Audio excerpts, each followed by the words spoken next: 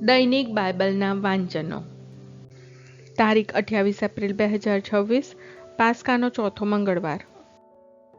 આજે માતા ધર્મસભા સંત પીટર શેનલ અને સંત લુઈસ ગ્રિગ્નોનનો તહેવાર ઉજવે છે. પહેલું વાંચન પ્રેષિતોના ચરિત્રોમાંથી અને શુભ સંદેશનું વાંચન સંત યોહાન કૃત ગ્રંથમાંથી. પહેલું વાંચન પ્રેષિતોના ચરિત્રોમાંથી અધ્યાય 11, કડી 19-26. આશીર્વાદ રૂપ સતામણી. સ્તેફાન ઉપર ગુજારેલા જુલમથી જેઓ વેરાઈ ગયા હતા તેઓ ફિનિકિયા, સાયપ્રસ અને અંત્યોક સુધી પહોંચી ગયા. તેઓ યહૂદીઓ સિવાય બીજા કોઈને સંદેશ સંભળાવતા નહોતા, પણ તેઓમાં કેટલાક સાયપ્રસના અને કુરેનના વતનીઓ હતા. તેમણે અંત્યોક આવ્યા પછી બિન યહૂદીઓને પણ પ્રભુ ઈસુનો સંદેશ સંભળાવવા માંડ્યો. પ્રભુની શક્તિ તેમની મદદમાં હતી, એટલે સંખ્યાબંધ માણસો શ્રદ્ધા બેસતા પ્રભુ તરફ વળ્યા. યરૂશાલેમમાંના ધર્મસંઘને કાને આ સમાચાર આવતા તેમણે બારનાબાસને અંત્યોક મોકલી આપ્યો. ત્યાં આવીને ઈશ્વરની કૃપાના ફળ જોઈને તેને ખૂબ આનંદ થયો.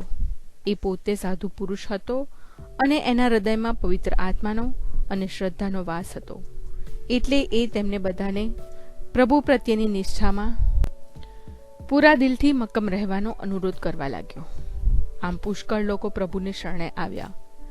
પછી તે સાઉલની શોધમાં તાર્સસ ગયો અને તેનો પીટો થતા તે તેને અંત્યોક લઈ આવ્યો. અને એક આખા વર્ષ સુધી તેઓ સંઘ સાથે હળતા મળતા રહીને મોટા જન સમુદાયને ઉપદેશ આપતા રહ્યા. શિષ્યો પહેલ વહેલા અંત્યોકમાં જ ખ્રિસ્તી નામે ઓળખાયા. આ પ્રભુની વાણી છે, તે આપણો આધાર છે.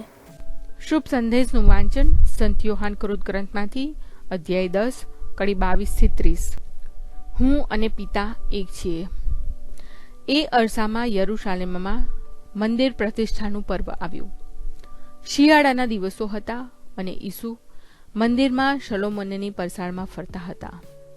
એવામાં યહૂદીઓ તેમની આસપાસ ફરી વળ્યા અને કહેવા લાગ્યા, તમે ક્યાં સુધી અમારો જીવ અદ્ધર રાખશો? તમે જો ખ્રિસ્ત હો તો અમને ચોખ્ખે ચોખ્ખું કહી દો.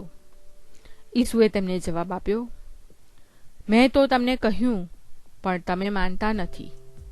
મારા પિતાના નામે હું જે કાર્યો કરું છું તે મારો દાવો સાબિત કરે છે, પણ તમે મારા ઘેટા નથી એટલે માનતા નથી.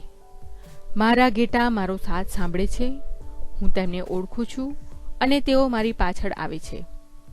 હું તેમને શાશ્વત જીવન અર્પું છું અને તેમનો કદી નાશ નહીં થાય. તેમને કોઈ મારા હાથમાંથી ઝૂંટવી લઈ નહીં શકે. એમને મારા હાથમાં સોંપનાર મારા પિતાથી કોઈ મોટું નથી, અને તેમને કોઈ પિતાના હાથમાંથી ઝૂંટવી લઈ શકે એમ નથી. હું અને પિતા અમે એક છીએ. આ પ્રભુની વાણી છે, તે આપણો આધાર છે. પ્રાર્થના. ઓ મારા પ્રભુ ઈસુ, હું મારા પાપો માટે પસ્તાવો કરું છું. મારા પાપો માફ કરો. મારા હૃદયમાં આવો. હું તમને મારા પ્રભુ અને તારણહાર બનાવીશ. આમેન. પ્રભુ તમને સુખી રાખો અને તમારી સંભાળ રાખો. પ્રભુની તમારા ઉપર કૃપા દ્રષ્ટિ અને મહેરબાની હો. પ્રભુની તમારા ઉપર પ્રસન્નતા હો અને તે તમને શાંતિ બક્ષો.